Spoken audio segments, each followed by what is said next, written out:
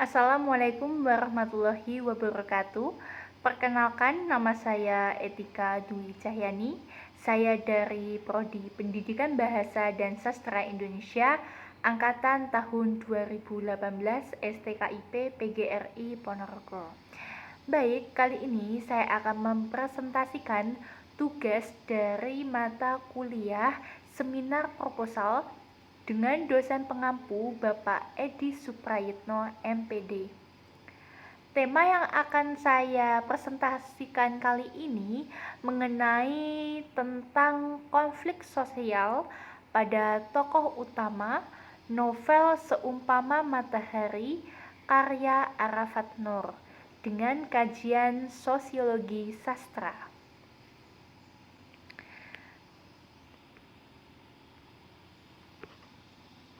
Baik, yang pertama di sini saya akan membahas mengenai tentang latar belakang. Nah, latar belakang di sini membahas mengenai tentang sastra. Sastra merupakan bentuk ungkapan mengenai pribadi manusia, baik berupa pengalaman, ide, pemikiran, maupun perasaan yang mengenai kehidupan sosialnya. Nah, sastra di sini ditulis dengan penuh kejujuran dengan sebagai pemandu jalan menuju kebenaran, sehingga mengembalikan manusia ke jalan yang benar. Nah, adapun bentuk dari sastra sendiri di sini adalah karya sastra.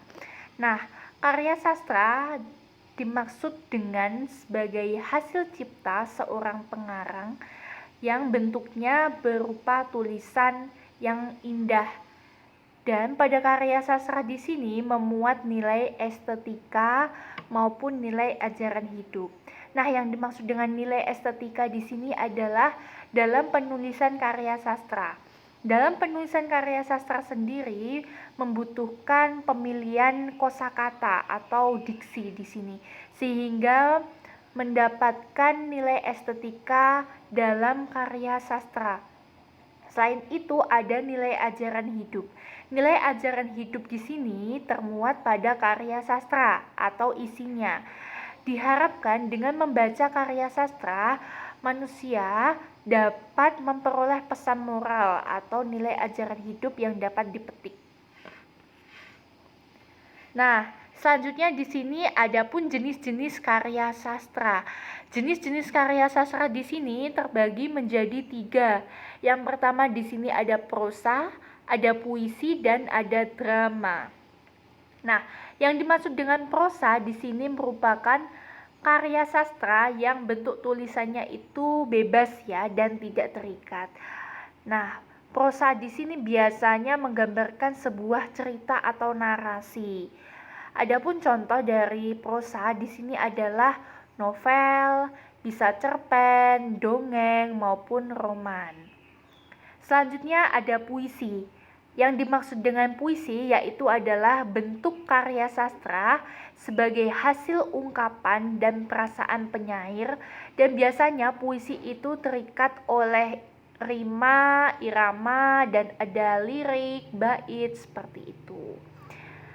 Selanjutnya di sini ada drama.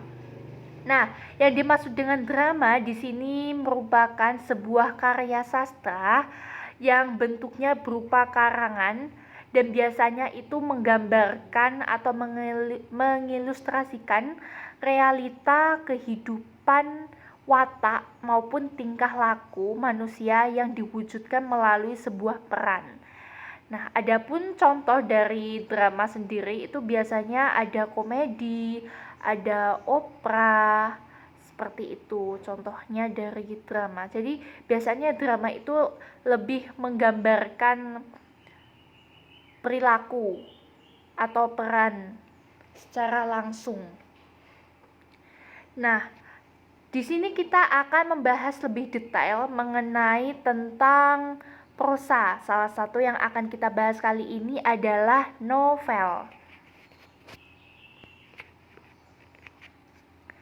Baik, adapun yang dimaksud dengan novel ya, di sini novel merupakan suatu karangan yang bentuknya itu berupa prosa Dan novel ini mengandung sebuah serangkaian cerita mengenai kehidupan seseorang maupun dengan orang lain, dan biasanya pada novel sendiri menonjolkan watak maupun sifat pelaku.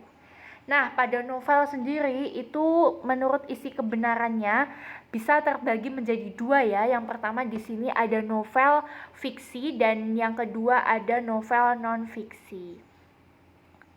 Nah, novel fiksi ini termasuk novel yang bersifat khayalan berupa imajinasi pengarang ya.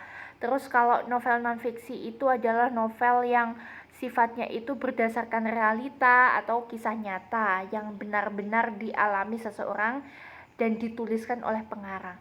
Nah, biasanya contoh dari novel non-fiksi itu contohnya seperti peristiwa yang berkaitan tentang sejarah. Itu kan benar-benar sebuah novel yang berdasarkan kisah nyata terus diangkat sebagai novel atau sebuah cerita. Seperti itu. Dan selanjutnya di dalam novel itu sendiri biasanya terdapat sebuah masalah ya.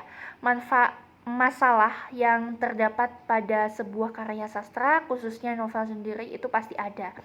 Nah, tujuan dengan adanya sebuah masalah itu untuk membuat cerita agar semakin menarik dan tentunya pembaca itu tidak merasa bosan. Nah, salah satu masalah yang selalu ada dalam sebuah novel itu adalah konflik.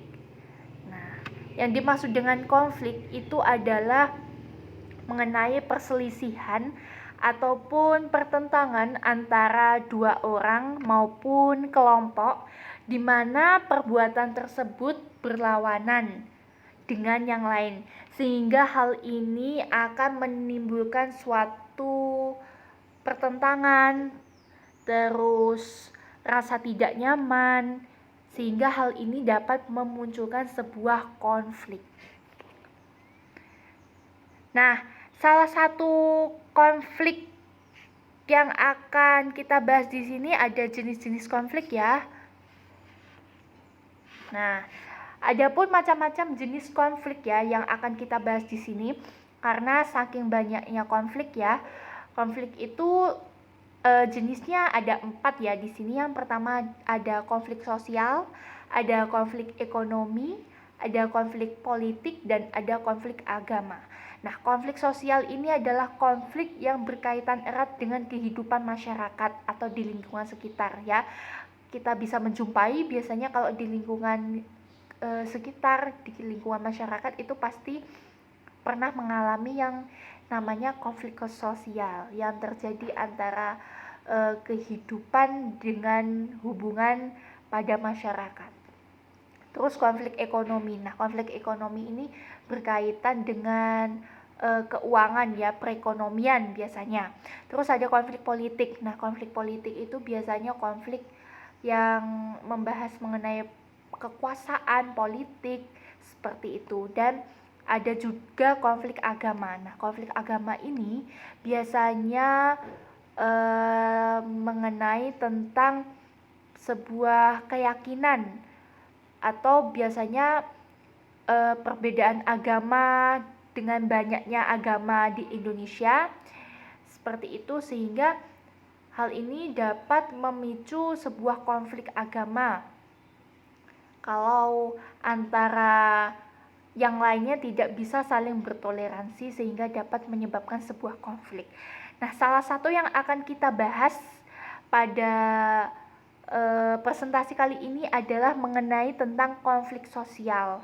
Konflik sosial pada novel Seumpama Matahari karya Arafat Nur.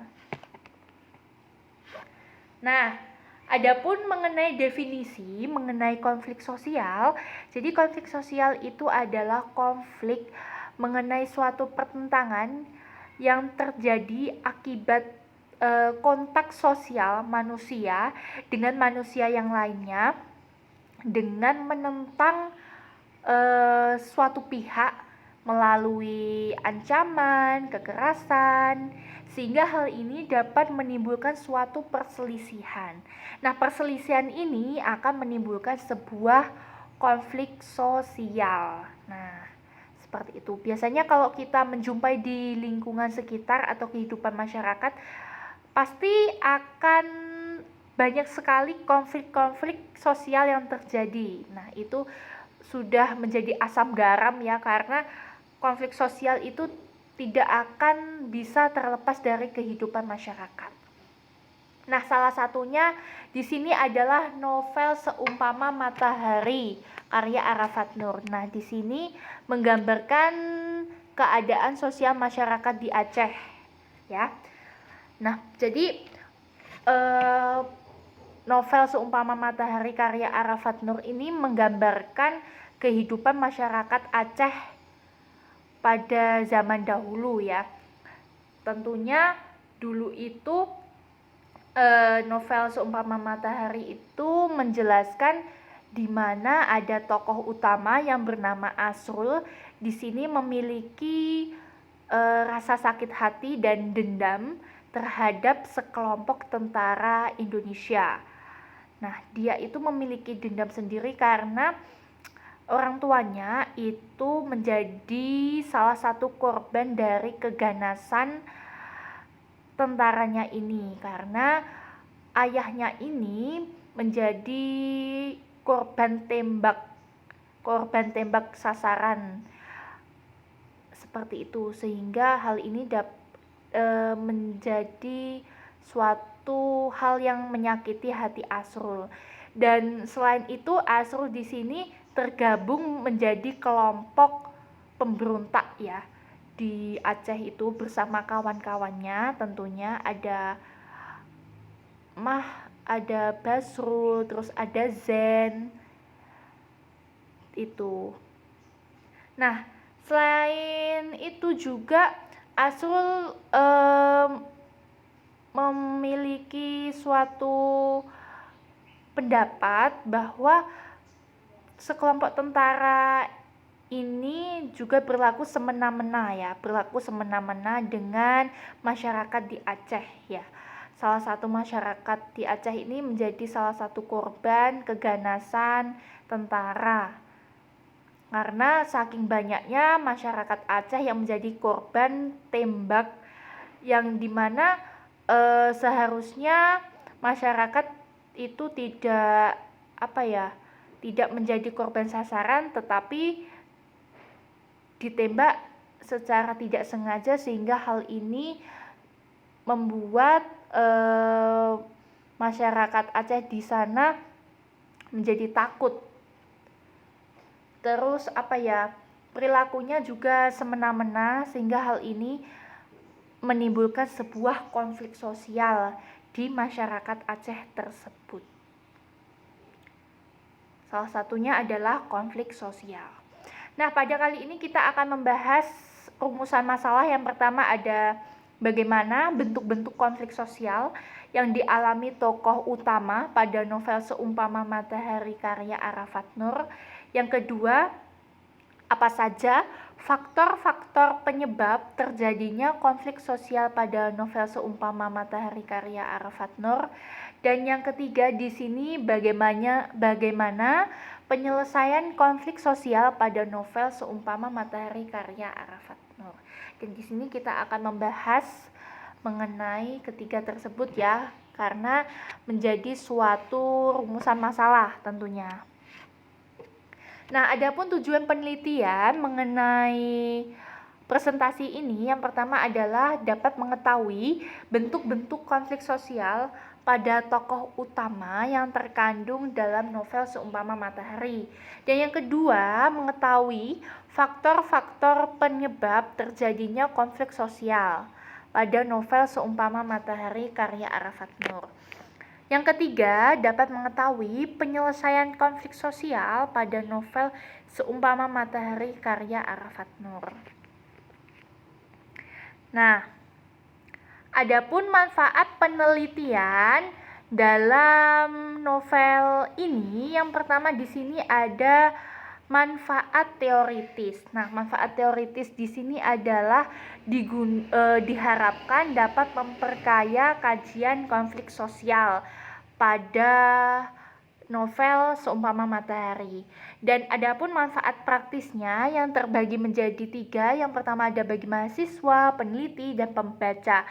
Nah, masing-masing di sini diharapkan dapat mengetahui berbagai bentuk konflik sosial yang terjadi pada novel ini dan dapat memperluas wawasan serta pengetahuan terjadinya bentuk-bentuk konflik sosial dan juga dapat mengembangkan ide dan gagasan yang dapat menginovasi sehingga dapat menjadi jauh lebih baik lagi pastinya.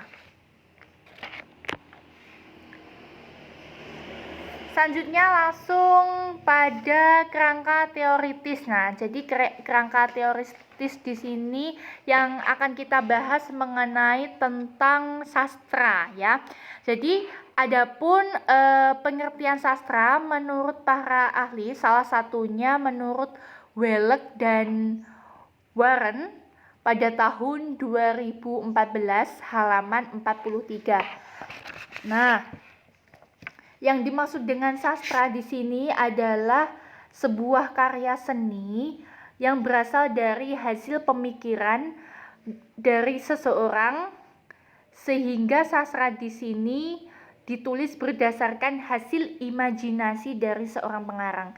Jadi menurut pendapat Welek dan Warren, sastra itu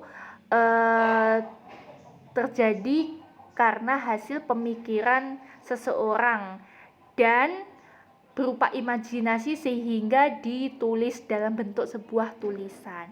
Nah, biasanya sastra ini sumbernya berasal dari baik dari pemikiran, imajinasi, terus gagasan maupun pemikiran-pemikiran seorang pengarang dan disampaikan dengan sebuah bahasa yang tentunya pasti diseleksi ya. Itu pasti sudah diseleksi atau biasa disebut dengan diksi, pemilihan kata. Adapun bentuk dari karya sastra sendiri di sini menurut Welek dan Warren pada tahun 2013 halaman 3 menyatakan bahwa karya sastra itu mengungkapkan sebuah kreativitas, kegiatan kreativitas karya seni, dan salah satu batasannya itu secara tertulis secara nyata. Jadi dapat kita ketahui ya bahwa karya sastra itu bentuknya adalah sebuah tulisan.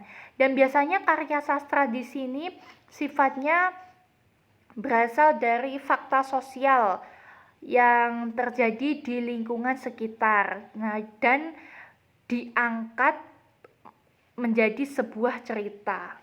Dan karya sastra itu biasanya sifatnya kan real atau nyata. Dan biasanya karya sastra itu hadir di tengah-tengah masyarakat yang memiliki tujuan untuk mendidik maupun memotivasi pembaca pastinya. Sehingga pembaca dapat bisa mengetahui dan dapat menyikapi segala bentuk permasalahan dengan lebih bijaksana. Lanjut, itu tadi mengenai pengertian sastra dan karya sastra beserta fungsi karya sastra. Selanjutnya di sini saya akan membahas mengenai pengertian novel. Nah, adapun pengertian novel sendiri ya, menurut siapa? Ini menurutnya itu. Menurut novel ini merupakan sebuah narasi yang panjang dan biasanya novel ini mengangkat kisah kehidupan manusia yang diceritakan ya, novel itu. Nah, novel itu tadi kan kita sudah membahas ya, bentuknya ada dua. Yang pertama ada novel fiksi dan non-fiksi. Berdasarkan jenisnya itu biasanya tergantung dari pengarang ya. Kalau pengarang itu ingin membuat novelnya itu bisa bersifat fiksi maupun non-fiksi. Hal ini karena imajinasi dari pengarang dan langsung dituliskan secara langsung. Nah, biasanya novel ini menyajikan kehidupan atau sebagian besar biasanya mengenai kenyataan sosial, karya sastra, dan meniru sebuah fakta sosial. Hal ini diungkapkan menurut Welek dan Waren pada Santosa dan Wahyu Ningtyas tahun 2010 halaman 15. Lanjut, adapun unsur-unsur pembangun dalam novel ya, yang harus kita ketahui. Unsur-unsur pembangun novel itu yang pertama ada unsur intrinsik dan ada unsur ekstrinsik. Lanjut, di sini kita akan bahas mengenai konflik sosial. Konflik sosial itu pasti terjadi pada kehidupan realita atau masyarakat. Nah, salah satunya juga terdapat pada novel. Adapun sebuah pengertian mengenai tentang konflik ya. Jadi konflik sosial itu menurut Sayuti pada tahun 2009 halaman 142 menyatakan bahwa konflik antara orang maupun kelompok dengan masyarakat, dan hal ini dapat memicu sebuah permasalahan sosial, pertentangan, perselisihan, sehingga dapat memicu suatu kekerasan. Konflik sosial itu sifatnya apa ya? Kayak hal yang pasti tidak akan pernah terpisahkan di kehidupan realita. Dan biasanya dengan adanya konflik sosial ini pasti pembaca dapat melihat alur ceritanya itu akan tidak merasa bosan. Dan adapun bentuk-bentuk mengenai konflik sosial sendiri ya. Nah, adapun bentuk-bentuk konflik sosial sendiri yang harus kita ketahui, yang pertama di sini ada konflik internal dan ada konflik eksternal. Biasanya kalau konflik internal ini adalah konflik yang timbul dari diri sendiri dan biasanya konflik internal ini dialami oleh manusia yang terjadi karena adanya gejolak ataupun pertentangan yang terjadi baik dalam pemikiran maupun dalam perasaan, seperti itu. Contohnya misalnya pada tokoh Asrul tadi. Jadi Asrul tadi mempunyai perasaan dendam kepada sekelompok tentara tadi. Dia itu menyimpan dendam karena kasus kematian bapaknya itu, sehingga Asrul ini memiliki suatu kebencian yang amat terdalam dan ingin membalaskan dendamnya. Itu salah satu contoh konflik internal yang dialami oleh Asrul. Dan adapun konflik eksternal. Jadi konflik eksternal ini adalah konflik yang terjadi diri sendiri dengan keadaan di luar ya.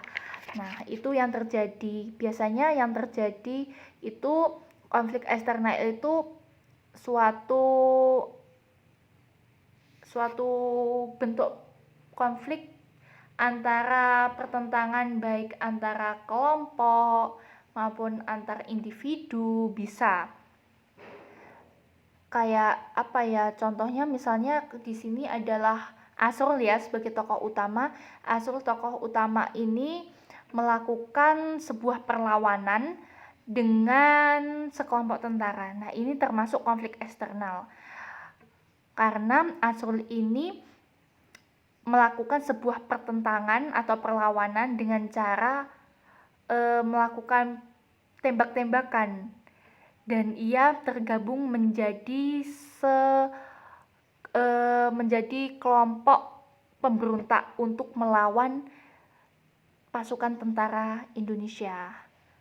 Itu termasuk bentuk-bentuk konflik sosial yang ada pada novel Seumpama Matahari. Lanjut di sini mengenai dengan pendekatan sosiologi sastra. Jadi sosiologi sastra itu merupakan gabungan dua kata, yaitu sosiologi dan sastra.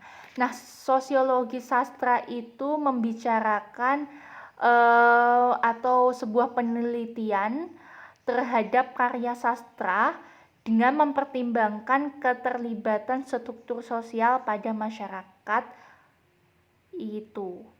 Nah, menurut Ratna tahun 2013 halaman 1 itu mengatakan bahwa sosiologi sastra itu sebagai ilmu yang mengkaji hubungan karya sastra dengan masyarakat.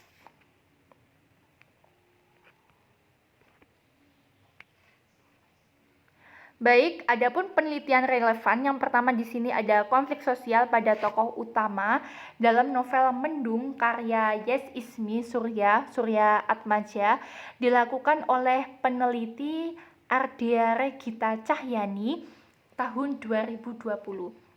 Lanjut ada juga konflik sosial dalam novel Karena Aku Tak Buta karya Randy Kuswanto yang dilakukan oleh peneliti Afriza Yuan Ardies tahun 2019.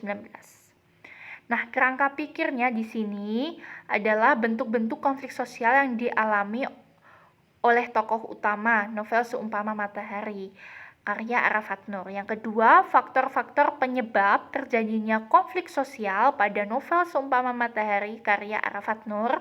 Dan yang ketiga, mengenai penyelesaian konflik sosial pada novel Seumpama Matahari karya Arafat Nur.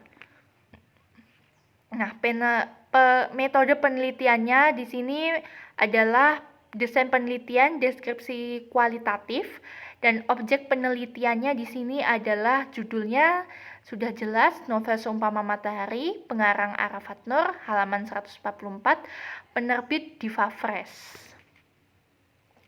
Dan adapun teknik analisis data yang pertama di sini adalah dengan membaca dengan cermat dan teliti novel Seumpama Matahari mulai dari awal hingga sampai akhir.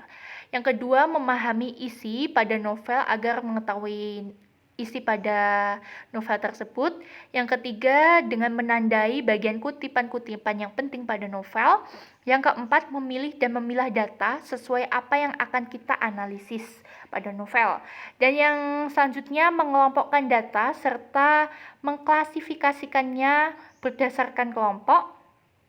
Terus menganalisis kutipan-kutipan data pada novel Seumpama Matahari dengan menemukan bentuk, terus faktor dan penyelesaiannya. Selanjutnya menyimpulkan kutipan-kutipan pada novel Seumpama Matahari sehingga mengetahui pesan-kesan pada novel tersebut. Terima kasih atas perhatiannya, dan ini tadi merupakan presentasi mengenai konflik sosial pada tokoh utama novel Seumpama Matahari karya Arafat Nur. Semoga dengan saya mempresentasikan tema ini dapat mengetahui dan dapat menambah wawasan dan pengetahuan sekaligus. Apabila saya ada kurang lebihnya, saya mohon maaf. Terima kasih atas perhatiannya. Wahiran, assalamualaikum warahmatullahi wabarakatuh.